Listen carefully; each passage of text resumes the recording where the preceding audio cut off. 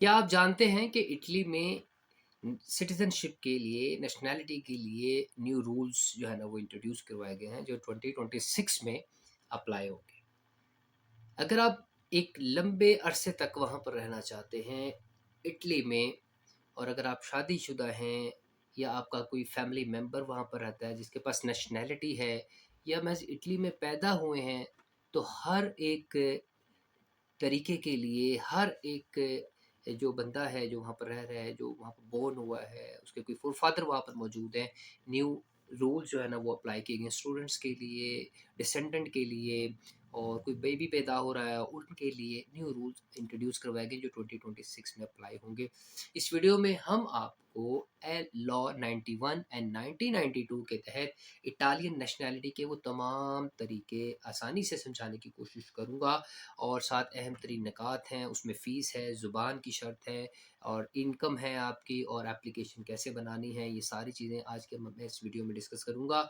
अगर आप चाहते हैं कि आपको इटालियन पासपोर्ट मिले, यूरोप में काम और रिहाइश के हकूक़ और मज़बूत कानूनी तहफ़्फ़ुज़ हासिल हो, तो ये वीडियो आपके लिए बड़ी इंपॉर्टेंट है। साथ जुड़े रहिए ताकि आपको पता चल सके कि 2026 में जो नेशनैलिटी मिलेगी, यानी नेशनैलिटी के रूल्स अप्लाई हो रहे हैं, वो किन लोगों के ऊपर अप्लाई हो रहे हैं, और आपको किस तरीके से नेशनैलिटी मिलेगी। ठीक है? अच्छा जी, अब हम चलते हैं सबसे पहले इसकी एक छोटी-सी ओवरव्यू की तरफ। इटली में शहरियत का कानून लॉ 91-92 के तहत है, ठीक है? जिसमें कुछ हालिया अमेंडमेंट्स तरमीम भी शामिल हैं, ठीक है? और वो तरमीम कौन-सी हैं, ये मैं आपको बताने लगा हूँ। सबसे पहले हम चल रहे हैं citizenship by long term residency. अगर आप स्टूडेंट हैं और देर तक वहाँ पर रह रहे हैं और लीगल रह रहे हैं, इनकम भी है, वर्क वीज़ा भी है, तो आप उसके लिए कैसे अप्लाई कर सकते हैं? उसके लिए आपको कम से कम 10 साल वहाँ पर रहना होगा, जो नॉन ईयू मेंबर्स हैं। यानी अगर आप पाकिस्तान से गए हैं, इंडिया से गए हैं, बांग्लादेश से गए हैं, तो आपको कम से कम वहाँ पर 10 साल रहना होगा। लेकिन जो ईयू के मेंबर हैं, उन्हें सिर्फ़ 4 साल में मिल जाती है। अच्छा जी, फिर उसके बाद रिफ्यूजी स्टेटलेस 5 साल, ठीक है? इटली में पैदा होने वाला बच्चा, अगर वालिदैन उसके इटली से बाहर रहते हैं, नॉन ईयू मेंबर हैं, तो ये 18 साल तक मुसलसल मुकीम रहने के बाद 18 साल की उम्र पर अप्लाई कर सकते हैं, ठीक है?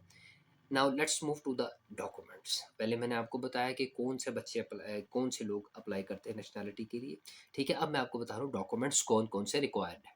सबसे पहले पासपोर्ट और प्रेमिसो दी सोग्निरो, ये इजाज़तनामा है, ठीक है? वहाँ पर रहने का आपके पास होना चाहिए। उसके बाद रेज़िडेंशिया स्टोरिका और स्टेटो दी फेमिलिगिया and birth certificate plus translation and apostille आपके पास होना चाहिए। पुलिस क्लियरेंस सर्टिफिकेट, और लास्ट 3 ईयर की जो आपकी इनकम का प्रूफ है वो आपने देना है, ठीक है? फिर इटालियन लैंग्वेज सर्टिफिकेट जो B1 लेवल का हो वो आपको आनी चाहिए, यानी आपको इटली लैंग्वेज आनी चाहिए, इटली की लैंग्वेज जो B1 लेवल की एटलीस्ट। अगर आपके पास कार्टा दी सिग्निरो यानी 10 साल है, तो ज़ुबान का सर्टिफिकेट फ़िलहाल ज़रूरी नहीं है। देखा ना, डिफरेंट चीज़ें अप्लाई होना शुरू हो जाती हैं। उसके बाद इनकम की जो शर्त है, अगर आप अकेले हैं तो कम से कम 8,500 यूरो एनुअल, ठीक है? फैमिली अब इसको जितने लोग हैं, मिसाल के तौर पे 2 लोग हैं, तो सीधी-सीधी 8 दूनी 16 17,000 यूरो मंथली, ठीक है? इसी तरह जैसे फैमिली बढ़ाते जाएँगे फ़ीस बढ़ती जाएगी। अब इसकी फ़ीस कितनी है? जब आपने नेशनैलिटी के लिए अप्लाई करना है, इसकी फ़ीस है 250 यूरो प्लस 16 जो है ना वो मार्का दा बोलो का ये चार्ज है। टोटल 250 में आप 16 ऐड कर लीजिए, 260 266 यूरो बनते हैं। अब आ जाते हैं citizenship bye marriage. Citizenship bye marriage, अगर आप इटली में किसी इटालियन नेशनैलिटीज़ की खातून से शादी कर लेते हैं, तो 2 साल बाद आप इटली के बाहर आप जो है ना वो 3 साल बाद आप जा सकते हैं। लेकिन 3 साल आपको वहाँ पर रहना होगा। फिर उसके बाद जो है ना वो आप नेशनैलिटी के लिए अप्लाई कर सकते हैं। उसके लिए आपको शादीशुदा रजिस्टर्ड और बरकरार रहना ज़रूरी है, और B1 इटालियन लैंग्वेज आपको आनी ज़रूरी है। अब आगे चलते हैं सिटीज़नशिप बाय डिसेंडेंट। ठीक है, डिसेंडेंट मीन कि अगर आपके कोई वहाँ पर अम्मी-अब्बू हैं, दादी-दादा हैं जिनको ऑलरेडी इटालियन नेशनैलिटी मिली हुई है, उस बेस के ऊपर आपको नेशनैलिटी मिलती है। कैसे मिलती है? इसके कौन अहल है? फॉर एग्ज़ाम्पल आपके फादर हैं, आपकी मदर हैं, या आपके फ़ोर-फादर हैं, आपकी सॉरी दादा हैं, दादी हैं जिनको इटालियन नेशनैलिटी है, उन्होंने आपकी पैदाइश से पहले दूसरी नेशनैलिटी ना ली हो, तो आप उसकी नेशनैलिटी के लिए अप्लाई कर सकते हैं। इसके लिए जो डॉक्यूमेंट्स रिक्वायर्ड हैं उसके अंदर आपका एफआरसी है, और marriage certificate and death certificate भी इसमें शामिल हैं। उसके अलावा जो आपके फोर फादर है उनके पास इटालियन नेशनैलिटी का प्रूफ होना ज़रूरी है। तमाम डॉक्यूमेंट्स को अपोसाइल एंड प्लस ट्रांसलेशन आपको करवाना ज़रूरी है। अच्छा जी, फिर उसके बाद ज़बान या आमदन की शर्त इसमें नहीं है, क्योंकि वो पहले से ही सारी चीज़ें क्लियर है, डिक्लेयर्ड भी हैं।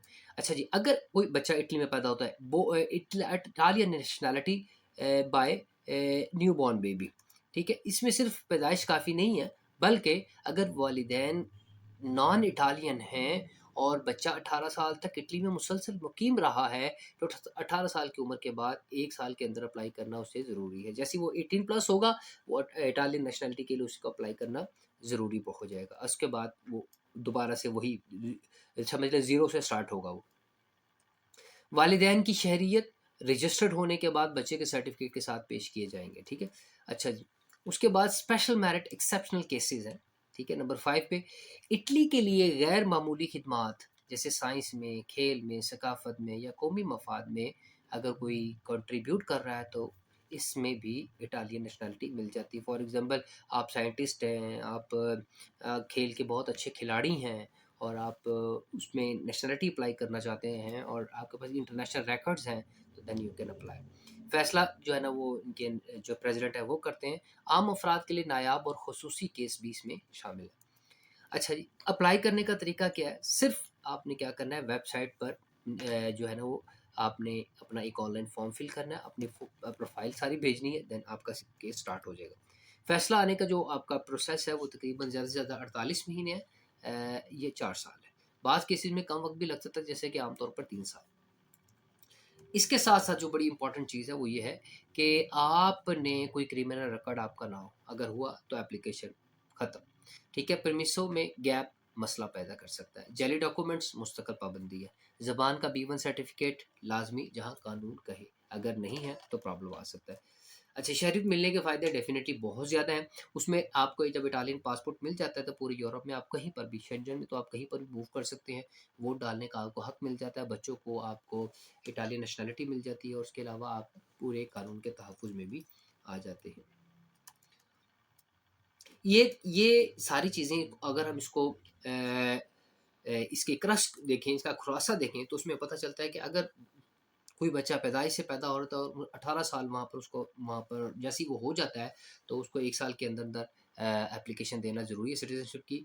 वालिदैन के साथ शहरियत फ़ौरी और ठीक है, और रिहाइश में जो है ना कम से कम अगर वो लॉन्ग टर्म रह रहा है 10 से 4 साल की उसकी वहाँ पर रिहाइश ज़रूरी है। B1 English language oh sorry Italian language, और अगर शादी करता है तो 3 से 2 साल, जिसमें शादी रजिस्ट्रेशन सर्टिफ़िकेट भी चाहिए।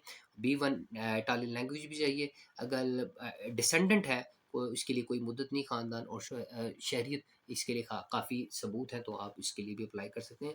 और B1 इसके लिए रिक्वायर्ड नहीं है। ख़ास खिदमत यानी जो स्पेशल सर्विसेज हैं, जैसे मैंने खेल का बताया, मैंने बताया कोई साइंटिस्ट हैं, आप इंजीनियर हैं इंटरनेशनल लेवल पे, तो आप उसको उसके थ्रू भी आप नेशनैलिटी इटालियन की अप्लाई कर सकते हो और आप इटली का पासपोर्ट आप ले सकते हैं। तो ये था तरीका न्यू 2026 के लिए नेशनैलिटी के लिए जो इटली ने इंट्रोड्यूस करवाया। अगर आप इटली जाना चाहते हैं और इटली की नेशनैलिटी अप्लाई करना चाहते हैं, बेसिकली अगर आप स्टूडेंट के तौर पर जाना चाह रहे हैं, तो आपने अपने ज़हन में रखना है कि आप लॉन्ग टर्म रेजिडेंसी के लिए जा रहे हैं, तो लॉन्ग टर्म में ही आपको जो है ना वो पासपोर्ट मिल सकता है, पासपोर्ट नेशनैलिटी मिल सकती है। उसके लिए आपको ये वीडियो देखना ज़रूरी है ताकि आपकी सारी कन्फ्यूजन दूर हो जाए। आपका नेशनैलिटी से कोई भी सवाल है, आप मुझे कमेंट सेक्शन में मेंशन कीजिए, इंशाल्लाह मैं आपको जो है ना वो भरपूर जवाब दूँगा। Thank you so much for watching. टेल लिसन आर बी मंसूर।